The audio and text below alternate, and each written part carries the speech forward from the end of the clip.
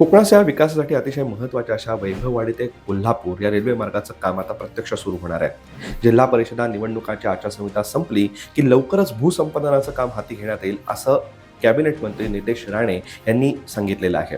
केंद्रीय अर्थसंकल्पामध्ये या रेल्वे मार्गासाठी 3,244 कोटींची तरतूद करण्यात आली आहे असंही त्यांनी सांगितलं. राज्य सरकारने हिवाळी अधिवेशनामध्येच या रेल्वे मार्गाला मंजुरी दिली होती. 50-50% केंद्र आणि राज्य सरकार खर्च करणार असंही ठरलं होतं.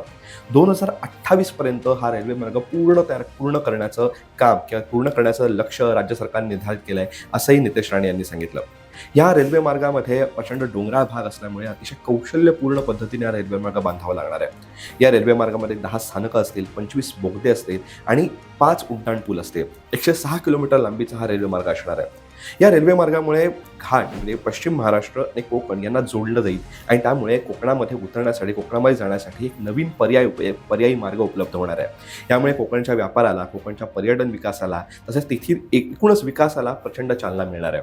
कोकणातल्या व्यापाराला, कोकणातल्या फळफळावळ्याला, मालाला, शेती उत्पादनांना लवकर बाजारपेठ उपलब्ध होणार आहे. त्यामुळे एकंदरीत सगळं जर चित्र बघितलं तर हा वैभववाडी ते कोल्हापूर रेल्वे मार्ग कोकणासाठी एक वरदानच ठरणार आहे एवढं मात्र नक्की.